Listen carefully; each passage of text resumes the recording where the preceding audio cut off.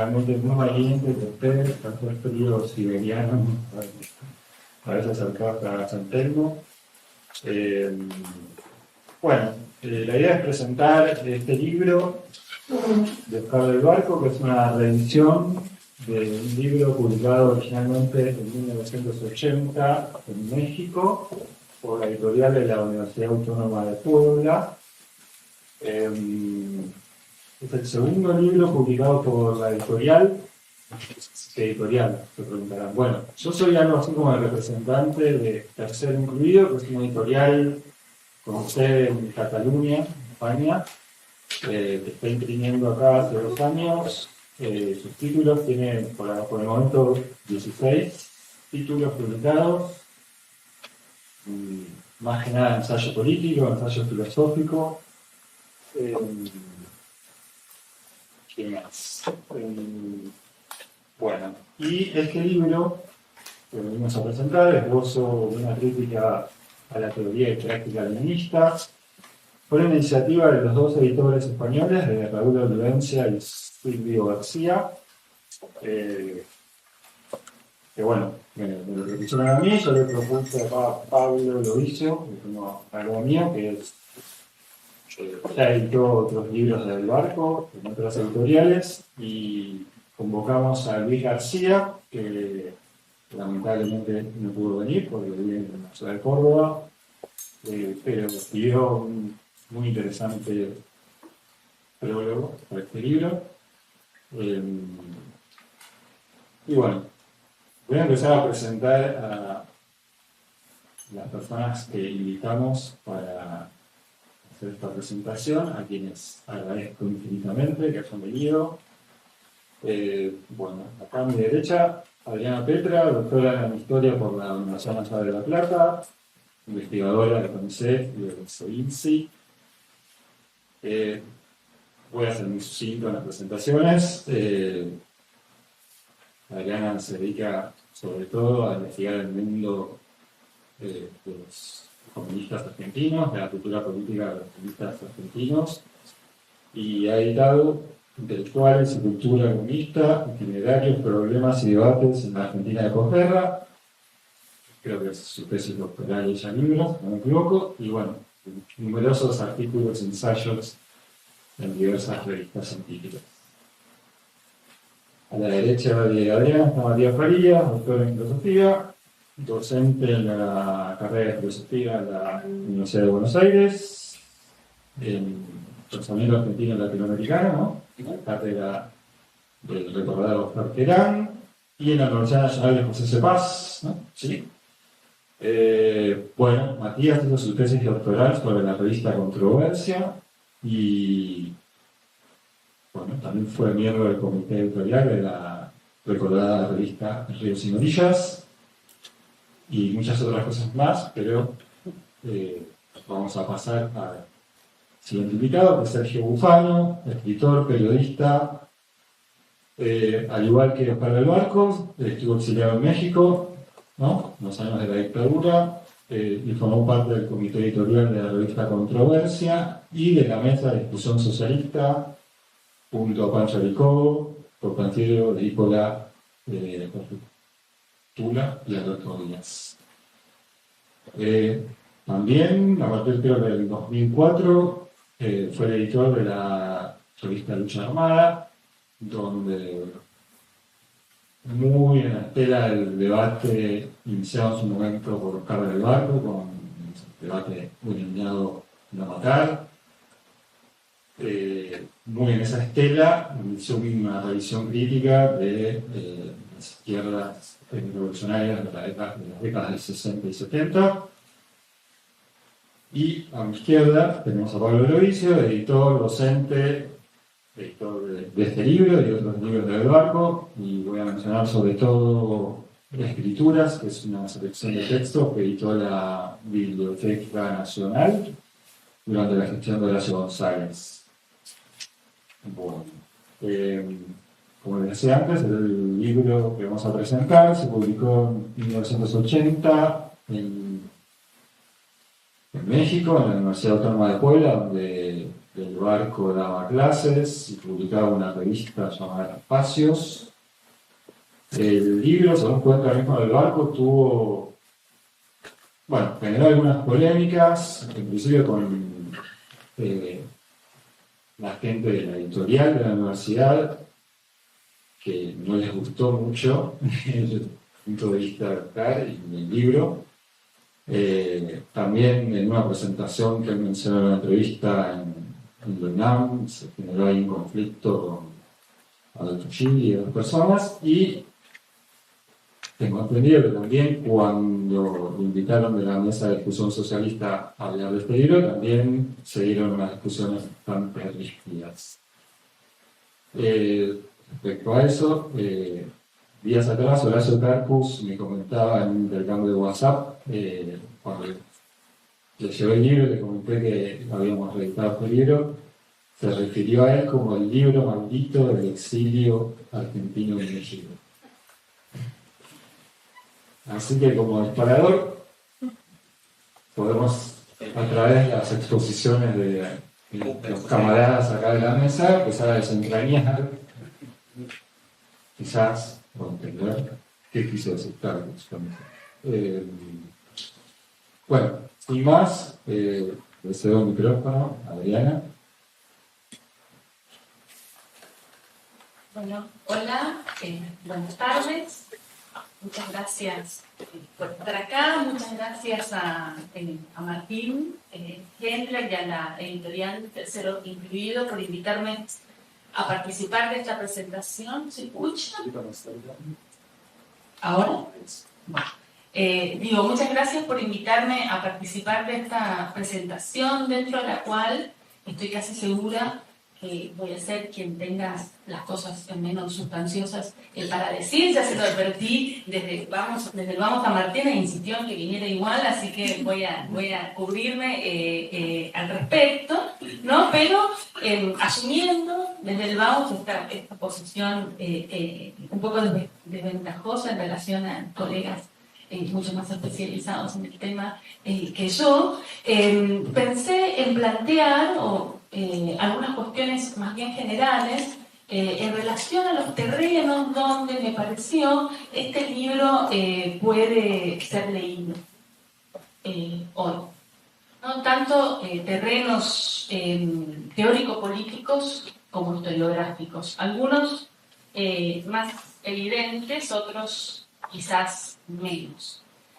En primer lugar quería comentar una nota personal. Yo este libro lo había leído un poco a las apuradas y bastante mal hace muchos años, en el marco de una investigación donde no era un tema que en ese momento me aparecía como central, ¿no? En el marco de las cuestiones que me preocupaban en ese momento. Y en ese sentido puedo decir que gracias a esta presentación leí el libro en un sentido estricto por primera vez.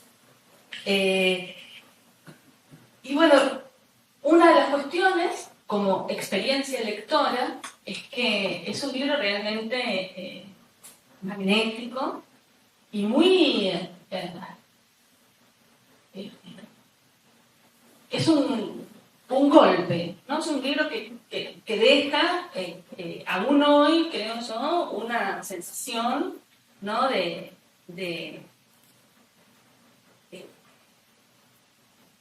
sé si de incomodidad, pero sí de sorpresa que curiosamente mantiene. Y una de las cuestiones, yo leía este libro cuando estaba al mismo tiempo preparando una clase sobre la Revolución Rusa. Yo soy docente en una materia de primer año en la Universidad Nacional de San Martín. O sea que me tocaba en ese momento hablar a un público, a un estudiantado de chicos y chicas de entre 17, 18 y 25 años sobre la Revolución Rusa, ¿no? En un par de horas, 2 o 3 horas, ¿no? Lo que, bueno, evidentemente es un desafío por la complejidad del tema, por las aporías, las contradicciones del proceso revolucionario, pero también porque a esos chicos y chicas probablemente la Revolución Rusa actualmente no les dice nada, excepto comentarios que le puedan llegar por el súbito fervor anticomunista insólito que estamos viviendo en este momento, incluso como tema, no sé si decir de la opinión pública, pero sí de la opinión, al menos en redes y demás. Entonces, esas dos cuestiones paralelas, intentar explicar un proceso y al mismo tiempo leer un libro que lo aborda de una manera tan radical como esta, fue una experiencia que agradezco, como también agradezco la posibilidad de leer un libro donde la complacencia y la autocomplacencia, que suelen ser elementos bastante comunes a veces en los abordajes estrictamente académicos, no está ausente. Entonces, antes de dar paso, para dar paso a estas tres cuestiones que quiero plantear, voy a empezar diciendo que no sé si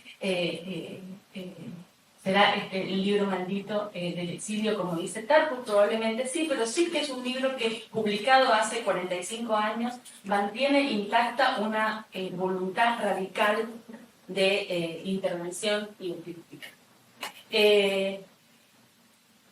Vamos entonces a las tres cuestiones que son como una especie de prolegómeno de lo que seguramente mis colegas dirán con más exhaustividad que yo. Y el primer terreno, quizás el más evidente, donde creo que este libro puede ser leído, es el teórico político, ¿no? Es un libro que se mete de lleno en las discusiones del marxismo.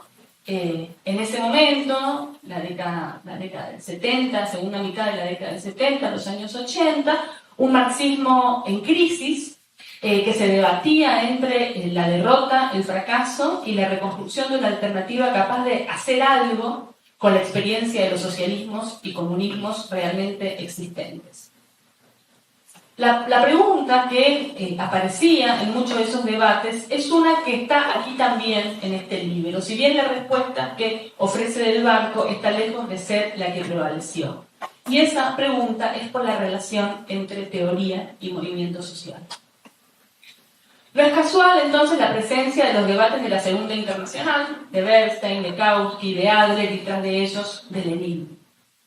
Una discusión que es, digamos, uno revisa, ¿no?, el sistema de citas de Del Barco, ¿no?, donde cambia un poco de capítulo a capítulo, pero tiene una permanencia, ¿no?, que es un sistema de citas organizado por una lectura muy cercana de los debates de los marxistas italianos, incluyendo la literatura de traducción, ¿no? O sea, la literatura no de marxistas italianos, pero que se leía a través de los italianos, ¿no? Y cuando leía este libro no podía sino recordar otro libro que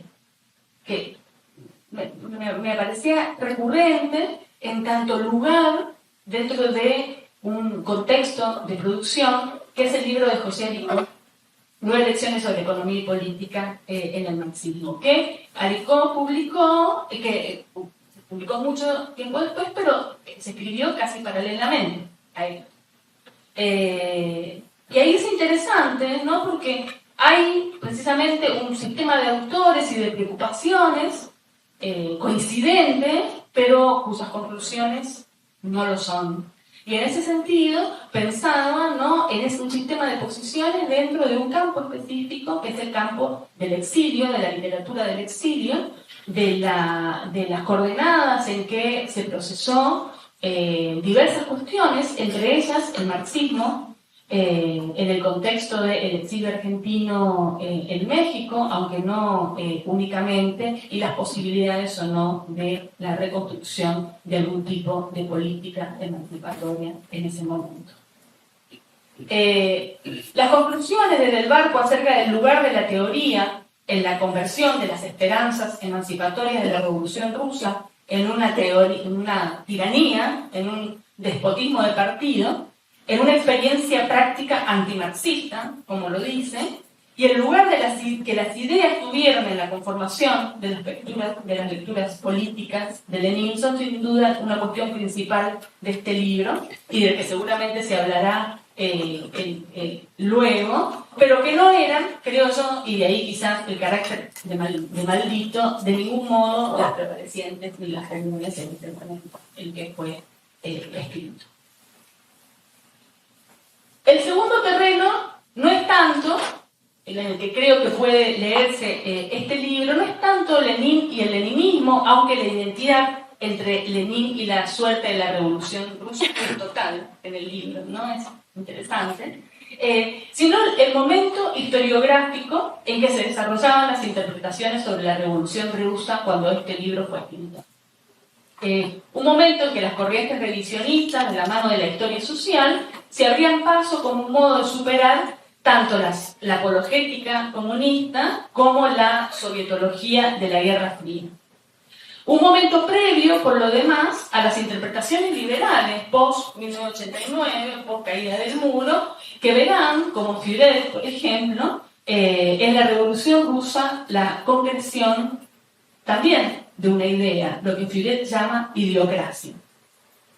Este no es un libro de historia, pero Del Barco, que finalmente era historiador, eso estudió, en su formación inicial era la de historiador, no es ajeno a un momento historiográfico del que puede servirse y conoce bastante cabalmente. En este sentido, me parece, es un libro que permite recomponer un momento de la historiografía de izquierda sobre la Revolución Rusa y sus derivadas.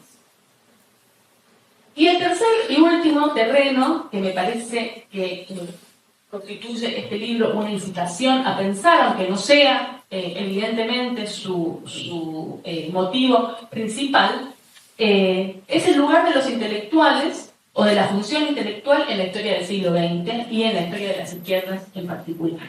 Y esto en dos sentidos al menos. A través de la propia figura del Barco, una figura incómoda, como dice Luis García en la excelente introducción a este libro, excelente y erudita, alguien que Del Barco, ya desde el vamos, desde el inicio de esta experiencia intelectual, de este grupo que nació en Córdoba a principios de los años 60, asumió una biblioteca diferente a la de sus colegas de empresa. Y que en las visiones retrospectivas, a pesar de los intentos en contrario, ¿no?, suele quedar subsumida y por lo tanto marginada a la única variante posible de interpretación, del que sin embargo creo yo fue pasado y presente, los cuadernos de pasado y presente, etcétera, hasta su distintas experiencias relacionadas, fue un laboratorio diverso y por momentos ecléctico. Esta interpretación dominante que deja Del Barco siempre en un lugar a veces no siempre evidente, ¿no?, es el del gramscismo, de los gramscianos argentinos. Entonces, una cuestión que me preguntaba es, en el contexto de una historia de los intelectuales o de la relación de los intelectuales y la política en Argentina y América Latina en el siglo XX, ¿qué tipo de intelectual sería Del Barco? Me parece en principio que no uno fácilmente encuadrable en las grillas habituales de la historia política de los intelectuales. ¿Qué tipo de interpelación plantea Del Barco? ¿Qué tipo de lectores encontraba y puede encontrar? ¿Y cuáles son las condiciones de posibilidad para su lectura y sus intervenciones? Me parece que ahí hay algo, un filón que a veces una historia de las izquierdas y de la nueva izquierda muy apegada a ciertas grillas interpretativas estancas deja de lado y que permitiría, creo yo, abrir otras genealogías, otras lecturas, otras ventanas sobre una experiencia no siempre unívoca. Y el segundo sentido en relación a la cuestión de los intelectuales es un sentido más general, diría yo, y que es, o al menos eso me hizo pensar a mí, que es el problema de los intelectuales, o más bien de la función intelectual, en la historia política del siglo XX.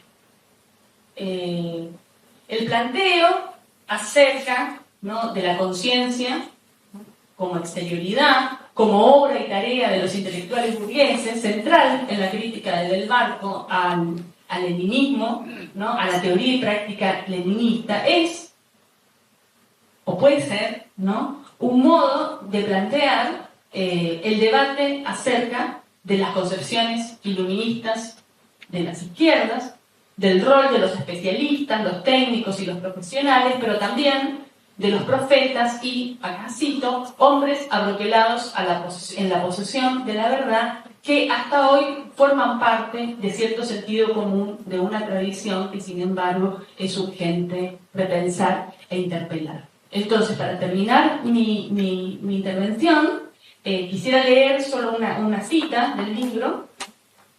¿Puedo organizar? Que es la siguiente.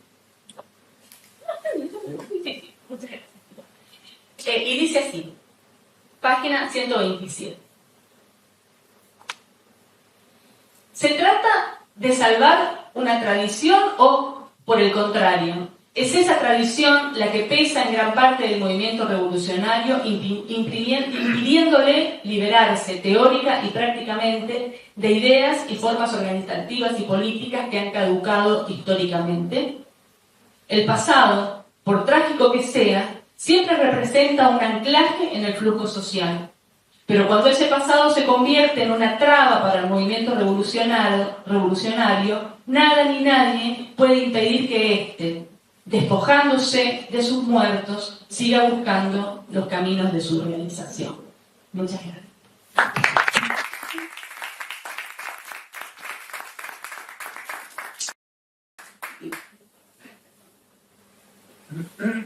Bueno, iba a empezar por el otro lado, pero visto por donde terminó Adriana, que dijo que no iba a decir nada sustancioso y que me dije que todas las sustanciosas no podía llegar a decir. Pero me parece como que la pregunta, digamos, ya amerita, digamos, la revisión de este libro, la pregunta que dejó planteada a partir de la cita, o la pregunta se puede hacer a partir de la cita que está leyendo Adriana, si una revolución supone una ruptura con la tradición, o si una revolución es el acontecimiento que solo puede surgir al interior de una tradición, ¿no? Son dos maneras distintas de pensar a la revolución, son dos maneras distintas de pensar el pasado, y efectivamente creo que lo que se termina discutiendo en el momento en que se publica el libro, en algún modo me parece que tiene que ver con esa pregunta. Es más, no quiero, digamos, precipitarme, pero justamente Adriana trajo dos nombres que me parece que discuten a la revolución bajo esta pregunta, que son Del Barco y Arico. O sea, en algún punto yo quería, a partir de una argumentación, terminar en ese lugar, pero me parece que efectivamente, yo no tengo idea de cuáles fueron efectivamente las discusiones en la mesa de discusión socialista en el exilio, pero, como dijo Adriana, llama mucho la atención en esta revisión del libro que, queriendo tanto Arico como Del Barco romper con la idea de que el marxismo es una filosofía de la historia, tratando de realizar operaciones del todo interesantes sobre la tradición para descentrar lo que está en el centro y para poner en el centro lo que está en el margen, es decir, pensando con procedimientos y con apuestas políticas muy afines, terminan, sin embargo, diciendo cosas absolutamente distintas, sobre todo respecto a Lenin. Uno podría decir que, mientras Del Barco en el exilio sostiene que no hay otro Lenin, por lo tanto es imposible volver a él, pero sí hay otro más, yo creo que lo que dice Arico en el exilio es que no hay otro más porque efectivamente hay otro Lenin posible de leer. En esas dos figuras, en esa discusión, me parece que está la pregunta. Primero, lo que es impactante en el libro es, seguramente exagero en decirlo así, pero que es lo siguiente: cómo partir de una idea que me entender es relativamente sencilla, si las cosas parecen más complicadas, pueden provocar una conmoción tan grande. Porque la idea que tiene el libro, una se reitera en el look, y ya aparecía anticipada, digamos, en esencia y apariencia del Capital, y va a aparecer también en el otro más, que es que el leninismo es la introducción, es la introyección del idealismo en la historia del socialismo, porque es el nombre que autoriza la autonomización de la teoría respecto del movimiento social. Ese es el argumento. Ese es el argumento y uno puede decir, no hay más que eso, pero también se puede decir, no hay nada menos que eso. Porque, y ahí sí, como también dice Adriana, a partir de la enorme trabajo que hace el Barco, desde luego, pero también del enorme prólogo de Luis García, que es un perra que es la edición, claro, quedan desplegados todas las consecuencias que se siguen de esa idea que es relativamente sencilla. ¿Sí? En primer lugar, la idea de, o digamos, el planteo de que la historia del socialismo es parte de la historia de la dominación de Occidente, de cierto tipo de socialismo, ¿no? ¿Por qué? Porque trabaja en un suelo metafísico que es afín a la lógica, digamos, de la dominación, o es una lógica dualista, fetichista, ¿no? Donde en todo caso, digamos, el lugar que ocupa la mercancía para el capital, acá en el leninismo es ocupado por la propia teoría, ¿sí? Pero digamos, el leninismo sería la reproducción de aquella metafísica que hace posible, digamos, la reproducción de la dominación social. Eso está planteado, ¿sí? Por lo tanto, digamos, hay una pregunta incómoda. No sé si eso es lo que lo hace maldito, pero sí es una pregunta incómoda, y por eso es tan pertinente la cita que trajo Adriana. ¿Es posible dentro de esa tradición, acechada por esta pregunta, encontrar algún vector, alguna línea de fuerza, algo que permita, digamos, subvertir esa lógica que, digamos, por la cual fue pensado, digamos? O sea, si es posible, digamos, pensar desde la propia historia del socialismo algo que desmienta el modo en que el propio socialismo, digamos, terminó reproduciendo la lógica, la metafísica que sostiene la lógica de la dominación social. Es una pregunta límite. Es una pregunta límite. Que en ese momento del contexto del cine también se estaba realizando en otros términos. ¿Se puede realizar una crítica montonera a Montonero? ¿O Walsh es parte el Walsh que critica a Montoneros es parte de otra historia? Se lo puede escribir. Eran preguntas límites realmente. La segunda es en relación, la pregunta con relación con la teoría. Porque acá no se critica el enemigo solamente.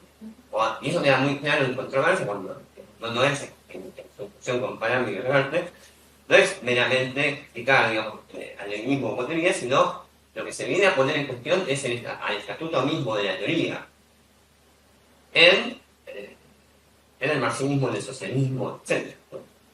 Es el estatuto y no una teoría en específico, lo que se viene a poner en cuestión. Y todo eso, al mismo tiempo, termina impactando en un concepto central, que es el de la revolución. ¿Qué es una revolución? ¿Cómo pensar una revolución por fuera de los dualismos metafísicos y por fuera de los modos tradicionales en que ha sido ubicada la teoría dentro del movimiento social desde el leninismo? ¿Qué sería una revolución entonces? Si no es un asalto, ¿qué es? Si no es la búsqueda de la ruptura de una totalidad para construir otra totalidad social con otro tipo de centro, ¿qué es una revolución? Si al centro hay que dejarlo vacío, eso está todo en Luis García, ¿no? Es simplemente despliegue de lo que en algún punto yo comprendió. ¿Qué clase de revolución es esa que deja a su centro en un lugar vacío? ¿Qué garantías tiene esa revolución? Porque el problema es la categoría misma de garantía para que ese vacío no sea absorbido por la propia lógica del capital. ¿Tiene el movimiento social la capacidad, la potencia para dilucidar preguntas? De verdad no se les puede decir sí, pero no dejan de ser preguntas, ¿no? Bien.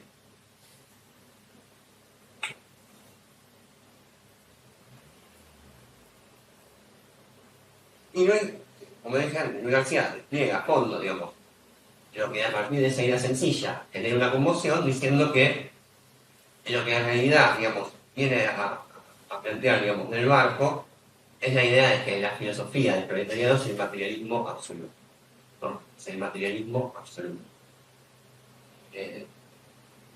que supone un más allá de las definiciones clásicas de la metafísica y sobre todo supone la tesis de la autoparticipación del pueblo. Por fuera de eso, idealismo y reproducción de la lógica de la dominación. Es el pasado que oprime, de lo que citó Adrián. Bueno, es un libro radical. No, radical es una palabra, bueno, es un libro... Perdón.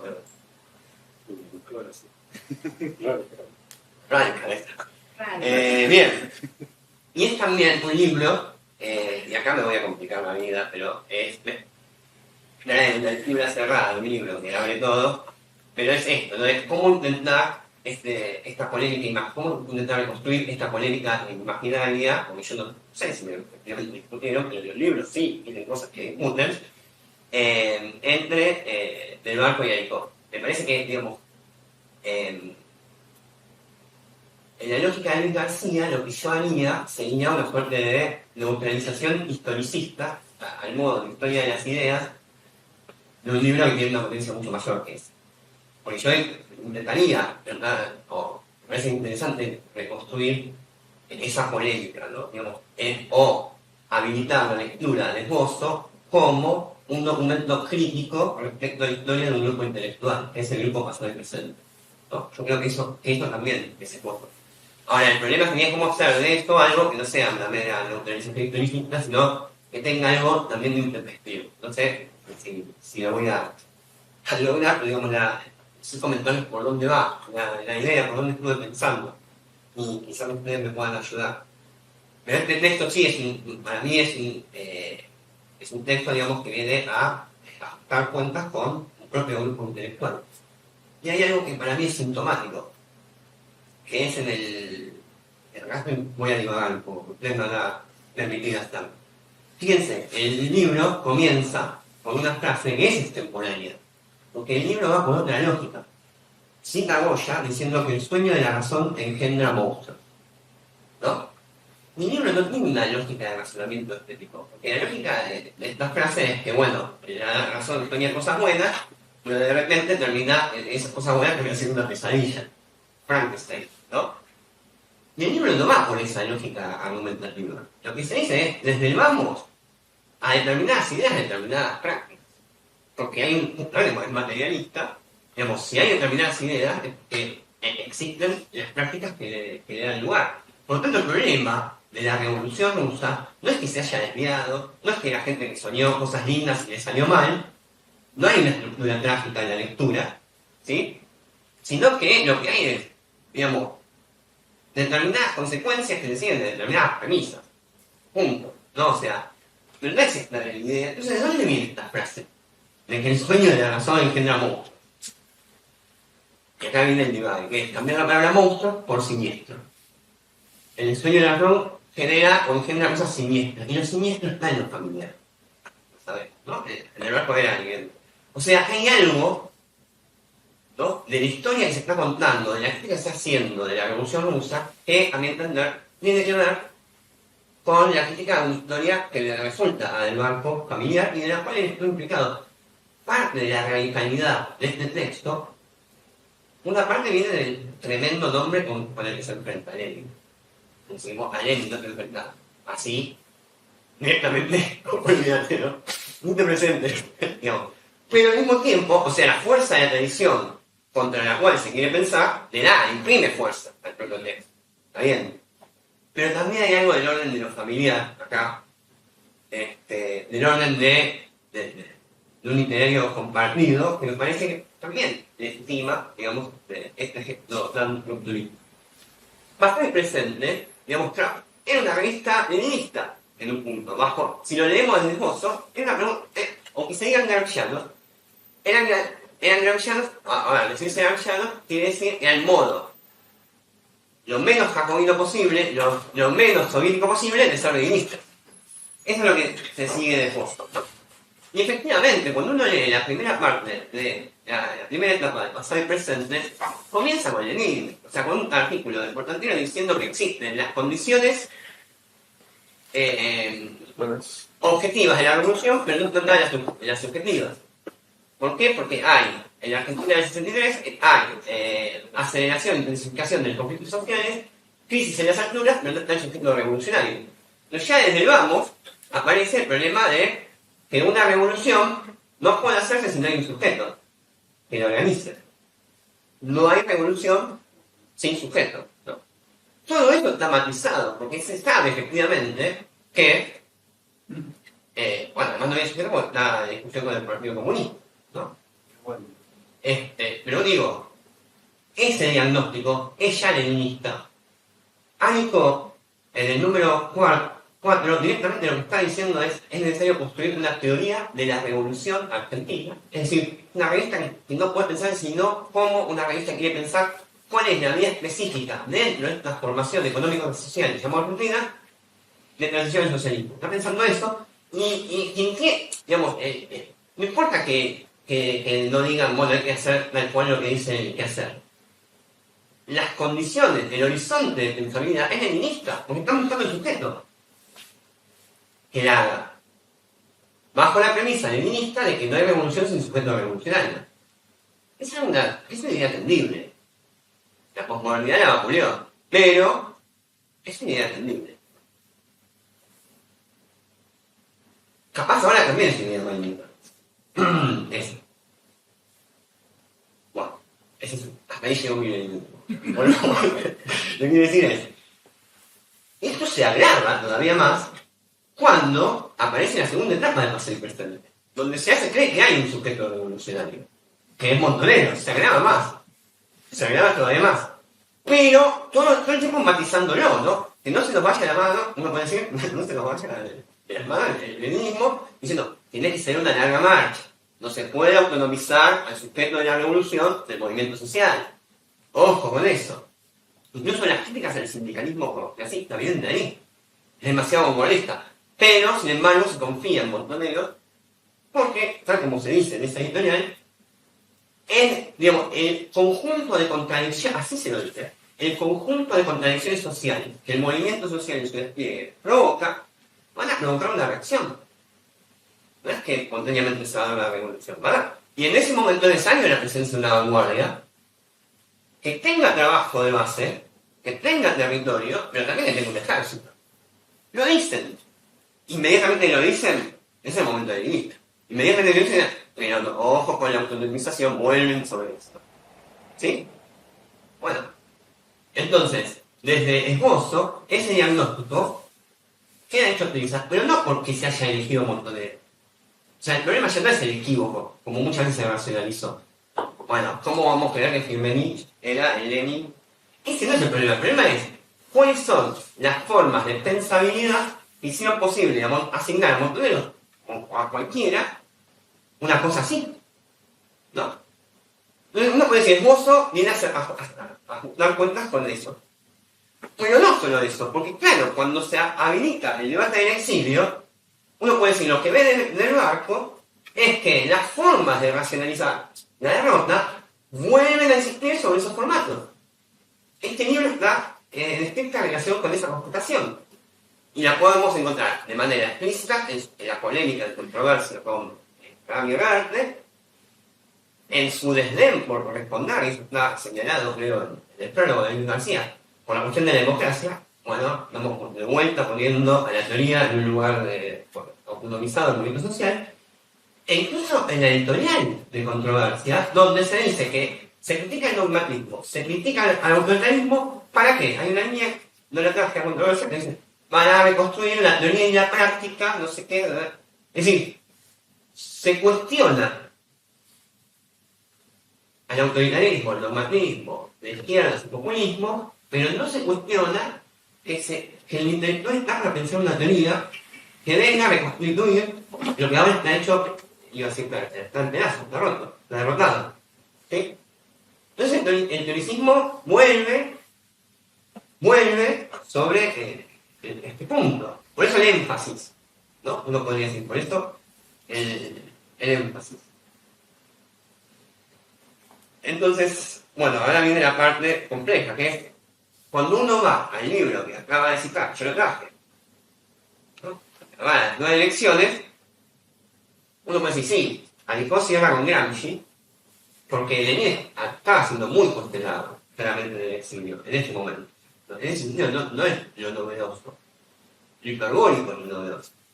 Pero, digamos, no se termina con Gramsci, ¿no? Claro, perdón, me olvidé de la cosa fundamental. ¿Cómo se estaba dividiendo al interior de lo que Adriana llamó la crisis del marxismo, esa crisis? Diciendo, bueno, todo lo que nos pasó es que en realidad no tuvimos tiempo, posibilidad, no sé qué, de desarrollar una teoría política. ¿No? Esa discusión con Merkel. No es una crisis teórica del marxismo, es una crisis política. La crisis política quiere decir que el movimiento social, por primera vez, está pensando seriamente en dejar de lado el marxismo para pensar su autoemancipación. Ese es el problema. ¿No? Ese es el problema. Ahora, cuando uno lee a Aricó, lee a alguien que está defendiendo el leninismo. No el leninismo, al Lenin. ¿No? Hay un montón de comparaciones que hay que hacer, pero digo, de la primera a la quinta lección, y sobre todo la quinta lección, es un intento de leer a Lenin más allá de las críticas del leninismo, recuperando la categoría de formación económico-social, que le sirve a Aricó para discutir con los independentistas. Es decir, hay que leer una sociedad no desde los modos de producción, sino desde una formación económico-social, desde una singularidad, y es desde todo el problema amplio. Tengo por acá. ¿Cómo comienza? ¿Cómo comienza este libro?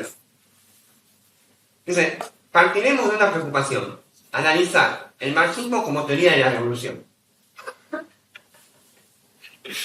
En el centro de la teoría, pero claro, uno cuando ve el texto, la teoría no es la teoría del qué hacer, sino la teoría es la teoría que da cuenta de las mediaciones. Porque en lugar de partir de la idea de un materialismo absoluto, de una fuera del sistema, ¿no? Sería el proletariado, Aricó parte de la excepción. Sea metafísica o no, sea equivocada o no, la realidad es que está escindido. El proletariado ha sido escindido de su potencia revolucionaria. Eso lo ha producido históricamente el capital. Por lo tanto, la discusión es, ¿cuál es una teoría de la revolución? Es una teoría que dé cuenta de las mediaciones por las cuales esa extinción no se siga multiplicando, no se siga fragmentando en la historia de las clases populares, para que las clases populares, puedan emanciparse. Y que sea de tal modo que no siga la vía soviética. Eso no está reivindicado. Entonces, la teoría de la revolución es la teoría de la mediación. Y la mediación que antecede a la gran categoría con la cual va a pensar la mediación y la hegemonía es la categoría de formación económico-social. ¿Qué es lo que le permite decir a Aricó? Y ese es un punto de discusión muy fuerte, se puede armar con el texto del Barco, que allí cuando Lenin se lo quiere equiparar a Kautsky, aunque diga, es como Pierre Menard, aunque diga las mismas palabras, está diciendo cosas radicalmente distintas. Porque mientras Kautsky, piensa lo que piensa al problema, en relación al problema de relación entre teoría y movimiento social, desde el tomo 1 del Capital, desde la teoría de la acumulación, desde la cuestión de los modos de producción, etcétera, Lenin lo piensa desde el tomo 2 del Capital, mostrando, que el Capital no es un manual que pueda ser aplicado a cualquier realidad, sino que solamente describe tendencias. ¿No? Tendencias. Por lo tanto, lo que quiere hacer un marxista es encontrar las mediaciones dentro de una realidad particular, sabiendo que están esas tendencias. Lo interesante, la revolución se juega en las condiciones singulares. Del Barco prácticamente responde a esta discusión, siendo Aricó discutiendo con Poggi, que dice básicamente lo mismo.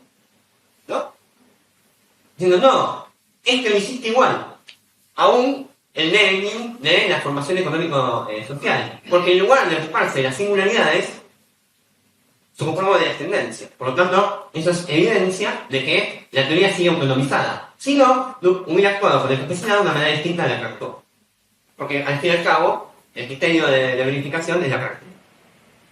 ¿Sí? Entonces, es interesante esto, este contrapunto que se arma, que es, hay un otro Lenin para Aricó. Si hay otro Lenin, no hay otro más. Porque al fin y al cabo, Lenin no hace más que explicitar esta categoría que ya estaba en marcha. ¿Sí?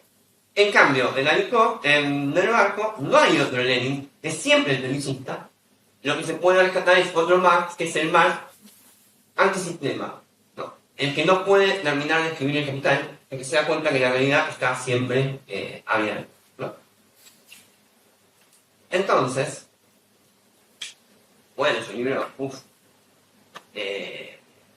fuerte, por todas las que están en juego, porque hay dos maneras de hacer la revolución. Es decir, a Nico aparece la idea de que sí, de que no hay revolución sin un sujeto revolucionario, pero que ese sujeto revolucionario tiene que construirse con las consabidas mediaciones para que la historia no termine como la revolución rusa, ¿no? Y hay otra idea que es que la revolución hace al sujeto revolucionario. El movimiento social, ¿no? Hay otro texto de Luis García, yo la revolución hablo, ¿no? Lacan, cristologizado. Como sea, digamos, ahí la idea es otra. Hay un proceso, y el proceso va construyendo sus propias formas de organización, su propio sujeto, etcétera, etcétera, etcétera. Ese prólogo y este gesto de radicalidad del barco, a mí esa frase de Daniel me parece genial. Porque yo no estoy del todo de acuerdo. Y no porque sea leninista, sino porque no me gusta ese gesto con el pasado. A mí me da la impresión que de tanto que no esperarse de Lenin, termina acechado por Lenin, ¿no? En el sentido de que es un texto que quiere abrir al marxismo y sin embargo, para mí uno tiene que cerrar a un nombre muy importante de esa historia, que es el de Lenin, ¿no? Me pregunto si Lenin o el leninismo no termina acechando como el modo que acecha lo otro a lo mismo. Quiero terminar entonces con una oración, una frase hermosa de la edición de Pablo, en donde del barco habla sobre la hegemonía. También Luis García habla de que el modo de pensar la hegemonía en Gramsci, según el barco, es singularísima. Miren si no, dice: la hegemonía no es un programa partidario, expresado en una serie de postulaciones más o menos correctas, sino una cosa mucho más sutil y al mismo tiempo monumental. Pensemos, en todo caso, en lo que quiere decir volverse sentido común o encarnarse en las masas. Y tendremos la sugestión de lo que puede significar ese proceso mediante el cual una sociedad cualquiera se transforma. En algunos aspectos, en cambio, no puede ser sino brutal. Pero en otros, es un trasvasamiento de siglos. Me refiero, por ejemplo, a la mirada, a la expansión, al metro, al canto, a ciertas entonaciones cuyos ecos repercuten aún en nosotros, viniendo desde sociedades que desde hace siglos ya pertenecen a la historia. Y sigue, es hermoso. Hermoso pensar a la hegemonía así, ¿no? Como el modo en que lo plebeyo logra, digamos, una métrica, un canto, cómo se va transmitiendo eso. Una idea tanto de su cuartel. La pregunta qué hacer demanda otro tiempo. Pero, al mismo tiempo, esto es bello, es bello y tiene la impresión de que es justo.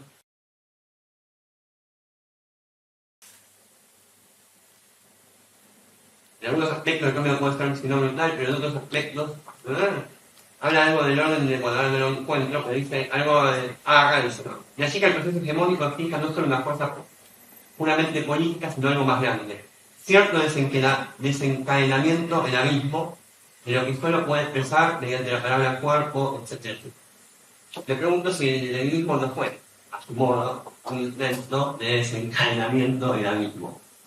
Si fue así, yo lo pondría dentro de la historia de este. Para mí el gesto de constructivo más fuerte no es decir que el leninismo es, como dice Luis García, es antimarxismo, sino que el marxismo es esta discusión entre Lenin y Luxemburgo, entre el barco y Alicó, entre la idea de que la revolución produce a los revolucionarios y la idea de que no hay revolución sin sujetos revolucionarios. En esa tensión me parece como que es interesante sostenerse porque es una conquista del movimiento social que a partir de sus luchas llegue, bueno, a preguntas tan últimas como llegar con el libro del barco. Esa sería mi idea.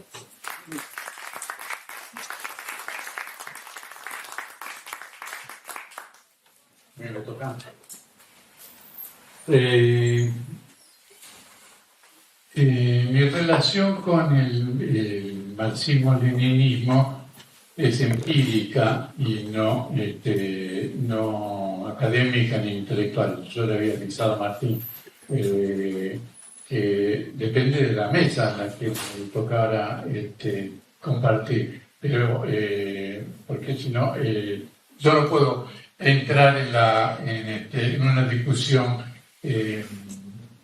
muy académica, porque mi relación fue siempre empírica con el marxismo y con el leninismo, sobre todo con el leninismo. Educado en el Partido Comunista en la adolescencia, después en el MLN y después en la lucha armada, dentro de una organización comunista. Lo que puedo hablar es sobre qué pasó en México cuando Oscar presentó este libro.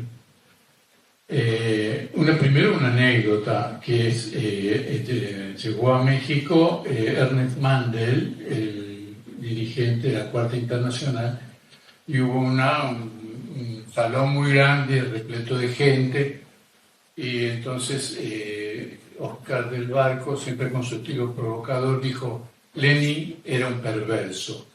Y Mandel dijo: no es pas posible, no es pas posible. Bueno, esa fue la primera intervención de Del Barco pública. Efectivamente, también se discutió en la mesa de discusión socialista y efectivamente no fue bien recibido, ni por Alicó ni por muchos. El tema es que este libro se publica en México en el año 80. Criticar al partido, criticar al leninismo en los años 80 era prácticamente revolucionario, era muy difícil. Al partido, porque bueno, en ese momento Montoneros había creado un partido y estaba regresando a la Argentina para derrotar a la dictadura que, según sus dirigentes, se tambaleaba.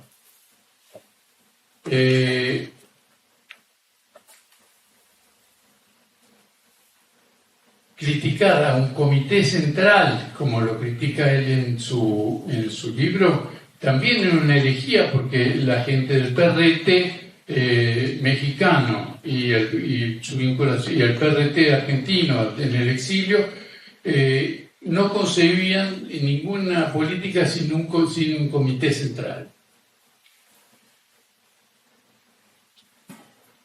Algunos, en mi caso particular, estábamos en un periodo de transición entre el marxismo-leninismo militante y duro, el comité central como forma organizativa, estamos en un periodo de transición hacia un republicanismo democrático, mirando con cierta desconfianza, pero al mismo tiempo interesa a la socialdemocracia europea de ese momento. Y yo apenas vi el libro ese, coincidí plenamente con Oscar del Barco. Quien ha sido miembro de un comité central puede haber sido miembro, víctima y victimario de un comité central. Quien ha sido leninista puede haber sido víctima y victimario de esa concepción leninista de partido y de esa disciplina de partido. En el exilio se producían muchísimas discusiones. Un año antes, menos de un año antes, habíamos sacado la revista Controversia, donde estaba, no estaba Oscar del Barco ahí, estaba Pancho Alicó, Portantiero. En el primer número, otro cordobés, porque estamos hablando de dos cordobeses, que es Alicó y Del Barco. Aquí había otro cordobés, que es el Toto Smuckler, Héctor Smuckler, que en el primer número de la revista escribe un artículo diciendo: los policías también tienen derechos humanos. Yo no puedo decir el escándalo que se armó con esa frase. Desde Europa llegaban, por suerte no había internet, pero desde Europa llegaban las cartas criticando muy seriamente la traición de considerar que un policía podía tener derechos humanos y que no había que matarlo por acá. Entonces ahí tenemos tres cordobeses que son los que revolucionaron en el exilio. Alicó,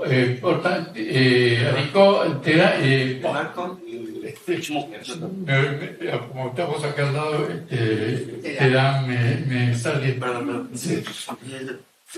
Son los tres cordobeses que revolucionaron en parte el exilio. En el primer número, también de controversia, lo que se dice es, y ahí tuvo mucho que ver Alicó, dice: hemos sufrido una derrota feroz. Una derrota feroz. Bueno, una derrota feroz en el momento en que Montonero volvía de Argentina para derribar la dictadura. Entonces, entre la crítica al marxismo-leninismo, la derrota feroz y los policías con derechos humanos, se generó un debate no siempre bueno, pero que para muchos, hablo de mí, en mi caso, muy instructivo.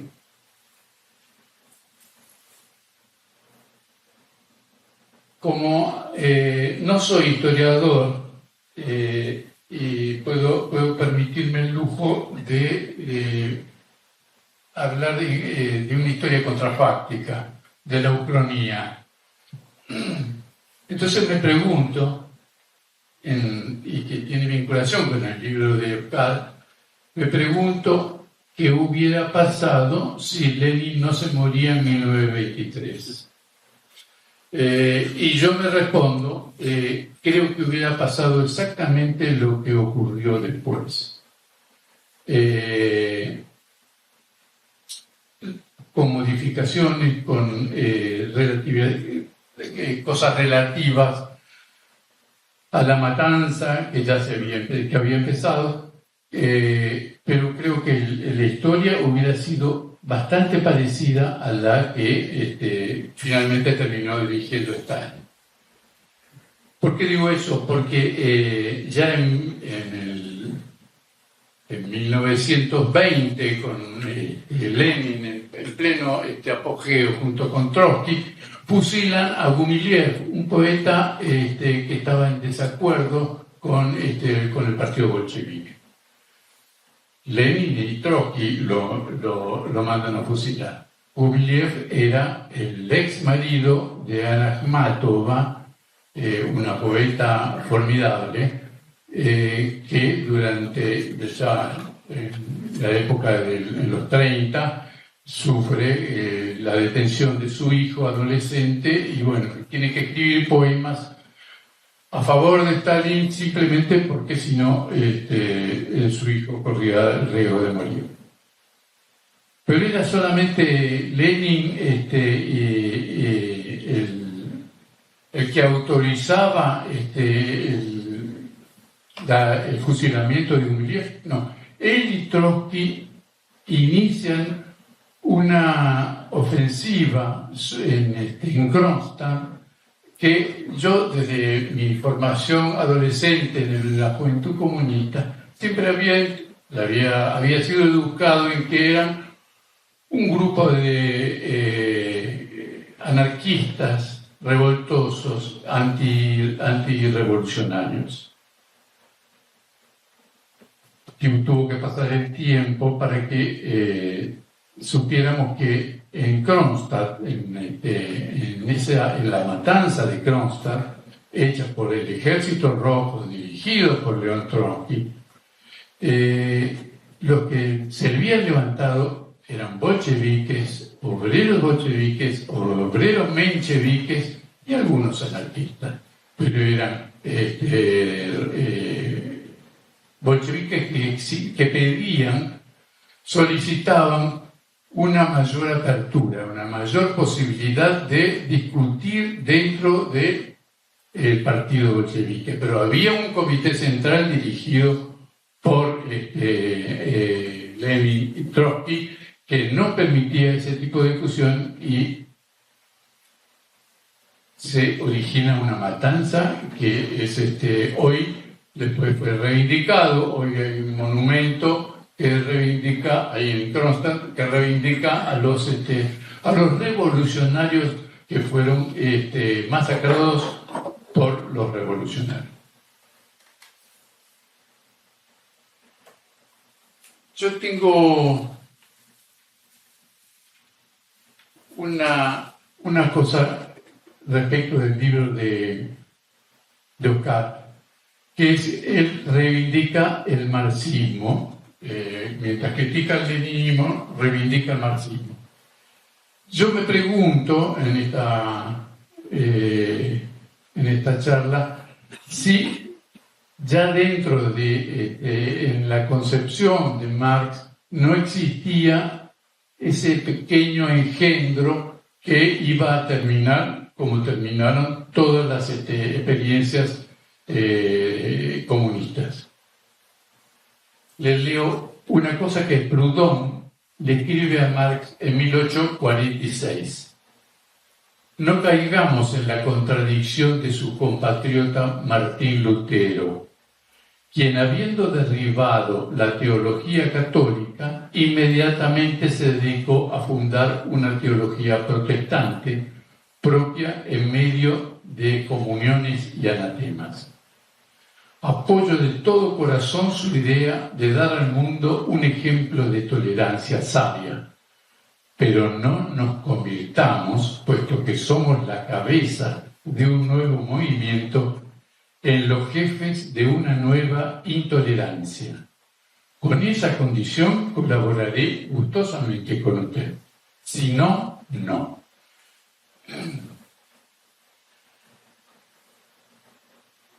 Quizá la palabra perversa que usó ese día Oscar sea exagerada. Pero les leo una frase de Lenin a Gorky que tiene relación con este libro. No puedo, dice Lenin, por escrito, no puedo, después de escuchar a Beethoven, no puedo escuchar música demasiado a menudo. Afecta a los nervios, hace que uno quiera decir agradables cosas estúpidas y acariciar la cabeza de gente que puede crear tal belleza, mientras se vive en este vil infierno. Ahora no se debe acariciar la cabeza de nadie.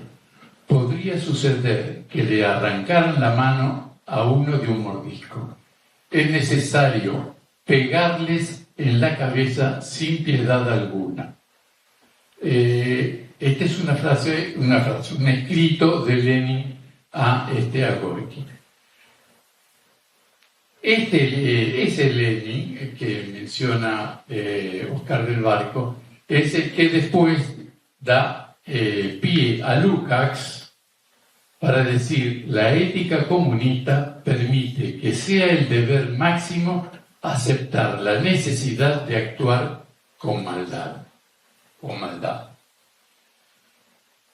Trotsky no fue ajeno a esa política leninista. A mí que me interesaba desde el punto de vista cultural el comunismo, León Trotsky dice: con extrañeza se leen esos libros de poesía, sobre todo los escritos por mujeres, en los que no se da un solo paso sin contar con Dios. El círculo lírico de las señoras Akhmatova, Svetaeva, Radlova y otras poetisas por el estilo es muy pequeño. Es un Dios especialista en enfermedades de señoras, orgánico, biológico biológico y hasta ginecológicos. Lenin, igual que Trotsky, no soportaban que hubiera poetas que escribieran poesías que no se refirieran a la revolución, que no apoyaran la revolución. Si la literatura es ajena a la revolución de octubre, es asunto confundido. Es decir, no puede haber poesía que no sea revolucionaria. Cuando Steiner habla de la redención final, que era el objetivo del comunismo, cuando Camus habla de que matar o morir eran formas equívocas en el tratamiento en tratar de alcanzar una sociedad mejor, yo creo que eso ya entonces es producto ya no solamente de Lenin, como señala Del Barco, sino que tiene una tradición que nace con Marx. Yo, de todos modos, lo que quiero hacer es felicitar a los editores de este libro, porque era un libro olvidado, no lo conocía nadie, solamente se circuló por México y desconozco si circuló para Argentina. Pero es un libro con el que yo me fui identificando poco a poco, a medida que abandonaba el marxismo, el leninismo, el trotskismo, etc., y me acercaba a ese nuevo ideario socialista, mantengo mi condición de socialista, y nada más, creo que con eso está todo lo dicho, ¿no?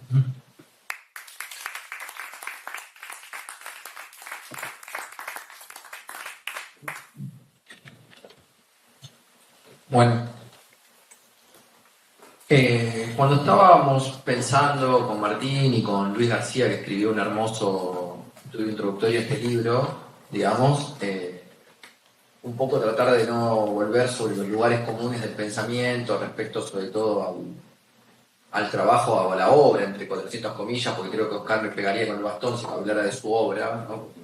Está atravesada por esa cuestión fragmentaria, que si bien podemos encontrar como esos periodos subterráneos o ciertos sentidos fragmentarios, pero todo el tiempo bradándose a sí mismos, se trató de pensar, digamos, una lectura oblicua de este libro que necesariamente en un primer momento tuviese que pasar por aquello que el libro no hace, que era algo, no digo bastante común en esa época porque sería un abuso, ¿no? Y hablando de la derrota sería más abuso todavía de ese término, de la derrota de un proyecto emancipatorio, comunista, ¿no?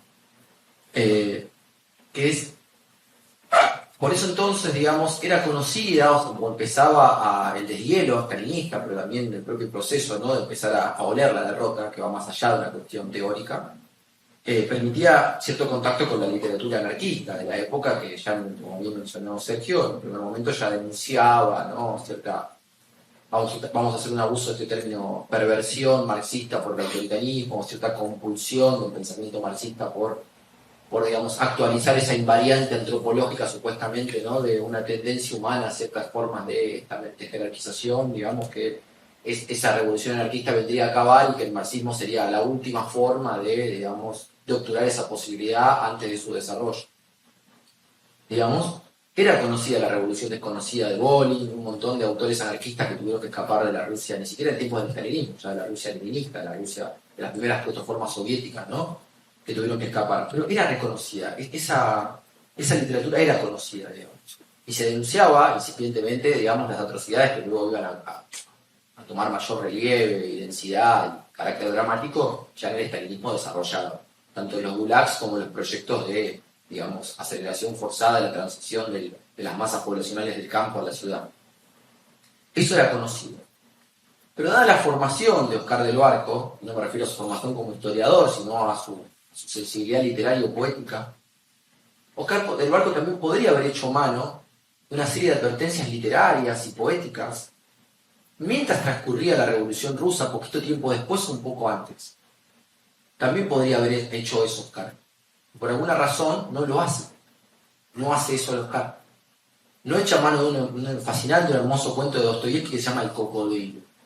Fines del siglo XIX, una Rusia zarista, un sector del zarista dándole la espalda a ese campesinado ruso, ¿no? Al símbolo del atraso, del asiatismo ruso, que se utilizó de diferentes maneras, y abriéndose, como se dice hoy día, el capital extranjero al occidente y sobre todo la figura de los inversionistas alemanes. Entonces, en ese cuento Dostoyevsky nos cuenta de un museo victoriano, que como hoy van circulando por el mundo los jugadores de tenis y los ATP, bueno, en ese momento circulaban ¿cómo se llama? Los zoológicos victorianos, y la fascinación de ese zoológico era un cocodrilo, una figura de un cocodrilo que todo el mundo iba a ver. No había funcionario, tanto del bando de la Rusia atrasada, bárbara y demás, como destruida, como de la Rusia que se quería abrir al mundo, que no iba a pasar, no se dio una vuelta por, esos grandes cocodrilos, el zoológico victoriano. Pero ese cocodrilo era un animal fascinante. La cuestión es que uno se va de mambo porque se acerca demasiado a la barana, no sé qué había en esa época, digamos, cae en el pozo, en la fosa, y el cocodrilo lo que hace no lo mastica, lo engluye y lo deja vivir dentro de sí. Entonces cuando, digamos, viene un alto funcionario del zarismo, ¿no? Entonces cuando se enteran sus compañeros dicen, che, hay que sacarlo. Bueno, no discutamos demasiado, vamos a abrirle la panza al cocodrilo y lo sacamos. Uno le dice, vos sos loco, vos sabés quién es el dueño de este cocodrilo. Es un señor alemán de la época que básicamente no se podía tocar. Entonces estaba toda esta discusión, es si lo abrimos, lo sacamos a este tipo, nos vamos a meter con el capitalismo, con los inversionistas alemanes. Tanto el bando de los inversionistas decía, no va a venir un maldito inversión nunca más a este país, atrasado, bárbaro, semi-feudal y demás, como se ha utilizado de diferentes maneras de la historiografía. Y en cambio el otro sector es, vamos a traer una guerra abierta con el otro sector que quiere la modernización. ¿Qué cuernos hacemos? La cuestión es que, no voy a spoilear el final como se hizo hoy día, pero digamos, esta persona inventa una idea de, bueno, será cuestión que más cocodrilos vengan a Rusia, empiecen a englutir a las personas y acostumbremos a vivir de esta manera y formemos una sociedad próspera en base a cocodrilos exóticos que vayan no comiendo, pero sí invirtiendo a cada una de las personas. Entonces, a través de esa figura del cocodrilo, Dostoyevsky estaba pensando, digamos, esa relación compleja de una Rusia a mediados, fines del siglo XIX, que se estaba abriendo. Eso que pensaba Dostoyevsky es lo mismo que pensaban muchos revolucionarios rusos, digamos, sobre todo como Oscar bien señala, digamos, en este libro, y tanto Aricó también estaba leyendo, ¿no? Toda esa figura fascinante del populismo ruso, que no era solamente un grupo de tirabombas, vanguardistas, ajenos a las voluntades del pueblo, sino que, bueno, en varias tradiciones había como un hilo de Ariadna que conectaba ese sentir popular con experiencias revolucionarias, ¿no? Como se dijo en otro momento, un apoyo, una adhesión voluntaria masiva a esas experiencias. La resistencia al zarismo no era solo, digamos, acciones de vanguardias políticas, sino también de un amplio sectores del pueblo, como se llamaba en ese momento por el populismo ruso. Entonces, toda esa discusión se da de qué carácter tiene, digamos, la Rusia del fin del siglo XIX, digamos, es una sociedad capitalista, no lo es, a qué se debe el atraso ruso, digamos, a ese componente híbrido, ¿no? Que es una discusión que va a llegar hasta principios del siglo XX y toda la socialdemocracia rusa va a estar atravesada por esa discusión. Pero Dostoyevsky lo plantea de una manera literaria y es fascinante como lo plantea, digamos. Y ahí tenías una posible entrada. Unos años después, en 1919, Thomas Mann, en los borradores de su famosa novela La montaña mágica, no se sabe bien por qué, pero los borradores de su novela escriben lo siguiente. 1919, borradores de La montaña mágica de Thomas Mann. Destaco en este contexto que la diferencia moral entre el capitalismo y el socialismo es tan mínima, porque en ambos el trabajo vale como principio más alto, como lo absoluto. No se trata de hacer de cuenta que el capitalismo es una forma de vida improductiva y parasitaria, no. Por el contrario, el mundo burgués no conocía término y valor más alto que el del trabajo, y este principio moral se oficializa en el socialismo cuando se convierte en un principio económico, un criterio político y humano ante el cual uno existe o no, y de manera tal que nadie pregunta por qué y para qué el trabajo posee esa virtud y esa consagración. 1919, cuando recién se estaban empezando a conocer, como decimos hoy día, noticias de la Revolución Rusa allá a lo lejos. Unos pocos años después, en 1922, Fernando Pessoa publica uno de sus cuentos de raciocinio, El banquero anarquista, donde básicamente, digo, en una argumentación cuasi sofística, un banquero, una persona millonaria, quiere convencer a un amigo que pese a los millones de dólares que acumuló siendo banquero, sigue siendo anarquista. Y el amigo le dice, no, casi en un diálogo socrático invertido, le dice, no es esto, no, hasta que esta persona termina convenciendo que él es un verdadero anarquista, que los bakunistas o los anarcoindividualistas y demás no son los anarquistas. Pero en un pasaje, casi de manera sobrando la situación, esta persona, mientras convence a su amigo que él sigue siendo anarquista mientras sigue siendo un banquero, le dice, no hay mucho, allá a lo lejos la revolución rusa no tiene mucho que ofrecernos. Vas a ver que esos revolucionarios bolcheviques van a trazar durante decenas de siglos el sueño de liberación, de emancipación social. No hay nada que esperar de eso. ¿Qué hace Pessoa a principios de los años 20 poniendo eso en un cuento del banquero anarquista? Y muchos estudiosos de Pessoa, como esa cosa también como ese espíritu sobrado, ¿no? Como diciendo, si puedo destruir estos postulados anarquistas, ¿y por qué no lo voy a hacer con el bolchevismo? Que a su manera se propone una especie de continuación, como decía Thomas Mann, de esta racionalidad capitalista basada en el trabajo. Y es en esa categoría del trabajo, sobre lo que se monta la ingeniería social que va a desplegar el leninismo en los primeros años de la Rusia soviética, que luego a una escala global y tenebrosa obviamente lo va a perfeccionar el estalinismo, pero no es esto lo importante, sino que si no fuera por esa categoría, que en Marx es absolutamente problemática, muchas de las cosas que dijo Sergio recién serían ciertas. Hay una categoría en Marx que es absolutamente problemática y lejos está de ser una invariante antropológica o una perspectiva histórica, sino que corresponde específicamente a la violencia de las abstracciones sociales del capital. Y todo proyecto emancipatorio que se pretenda hacer emancipatorio, que post festum no haga más que replicar esas condiciones de su reproducción, va a caer quiera o no en eso. Y estriba de manera subterránea e interesante lo que rescata el Oscar. ¿Por qué hay otro Marx, como decía bien Matías, y no podría haber, según la perspectiva del Oscar, discutible por supuesto desde ya, un otro Lenin? Ahí está esta cuestión de la prolongación de ese trabajo tan carente de dioses en el socialismo como aquello que se pretende superar y dejar atrás. Entonces, este libro del Oscar, no sé si como Tarku llamarlo el libro maldito del exilio, tal vez sea un poco exagerado, pero este libro del Oscar no arranca por la crítica anarquista a la violencia y a los horrores de las jerarquías sociales basados en el marxismo, en las nuevas formas del despotismo social soviético.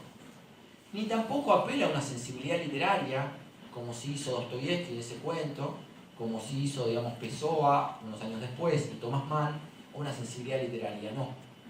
El Oscar somete al leninismo a una rigurosa crítica histórica, política y sobre todo filosófica, donde ese entramado categorial del capital, que en ese entonces y hoy día todavía no se olvida su subtítulo, crítica de la economía política, no es una economía alternativa, y en eso está polemizando también con el Aricó, no son lecciones de economía, es una crítica a una disciplina en tanto autoconciencia de una época, autoconciencia burguesa, con las palabras de ese momento, pero autoconciencia de una época sin más. Entonces, lo que se trata de eliminar es en conjunto una forma de pensar que responde a una dinámica determinada de relaciones sociales, no hay una economía alternativa. Ni mucho menos la barbaridad que años después se va a hacer la Rusia soviética, se va a apartar de una economía socialista, una economía soviética, una economía de los trabajadores. El capital en tanto crítica de la economía política, en cuanto a despliegue civilizatorio violento de unas formas de abstracciones sociales que se autonomizan y comandan la vida social en su conjunto. Entonces trata de ver aquella prolongación de esas formas del trabajo en ese experimento social soviético-leninista que se da después de la Revolución Rusa, cuando la efervescencia social se calma y aparecen esos monstruos de la razón leninista. Ahí es donde el Oscar está viendo. Ese es el proyecto singular que atraviesa ese libro. Y me parece, digamos, que se mencionó tanto Adriana como Matías, se habló de la singularidad de la crítica a Lenin. No funda su crítica a Lenin exclusivamente como ya lo hacía Maximilien Rouvel en Francia en la época, en la tradición del mayo francés que permite desbloquear muchas de esas lecturas libertarias y anarquistas.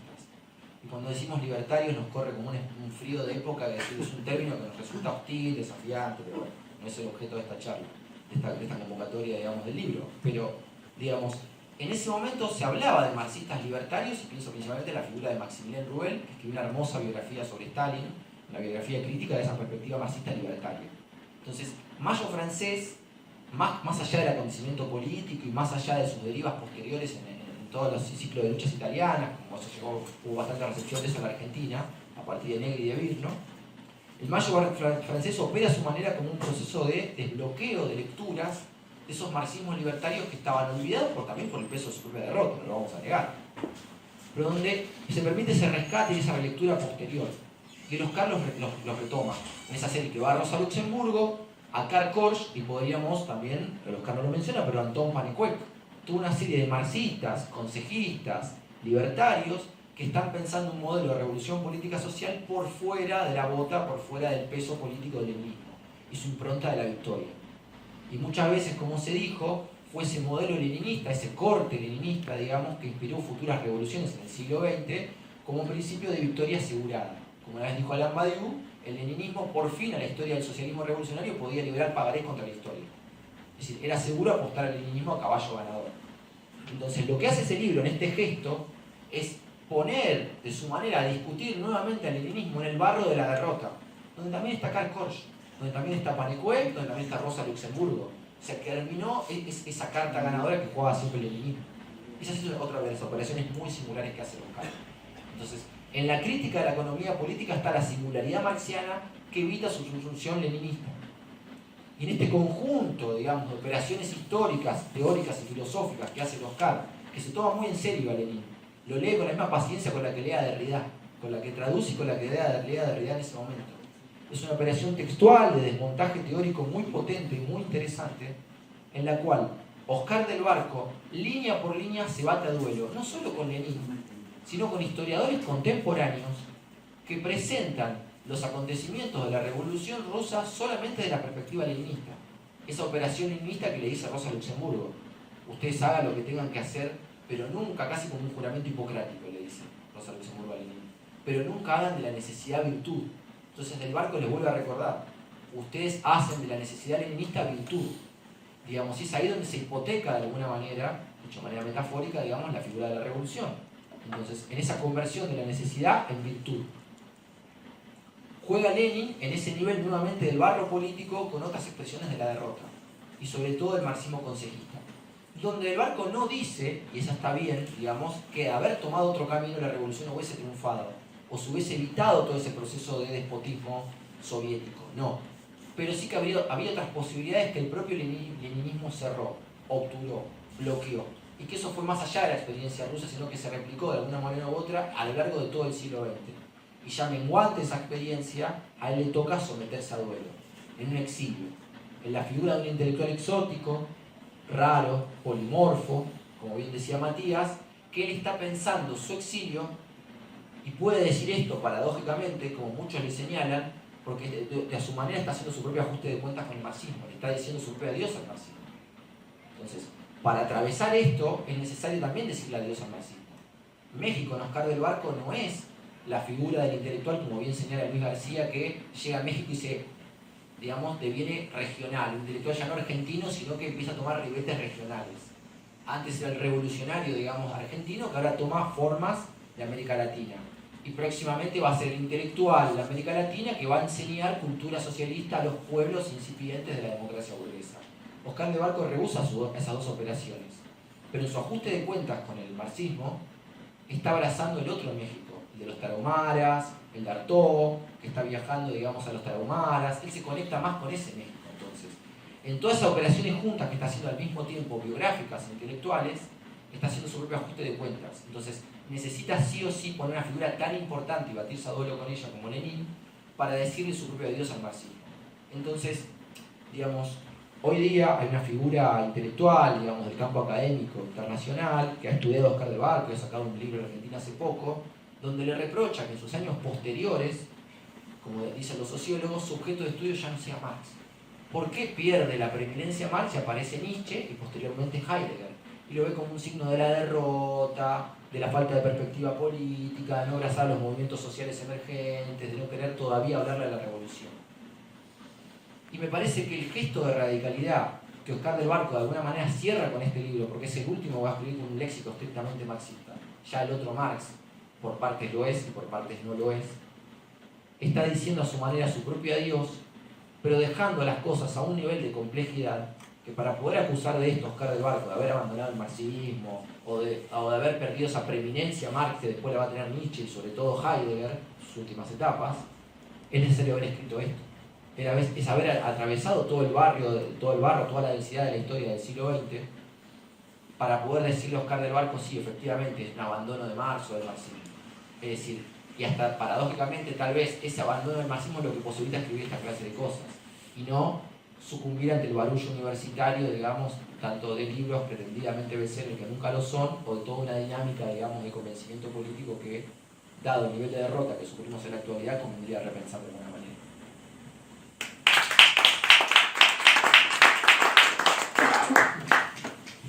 No sé cómo venimos de tiempo, pero si alguien quiere hacer algún comentario, alguna pregunta o algo, diga la hora o callo para siempre y cerramos y vamos a cenar. Bueno, muchas gracias por haber venido.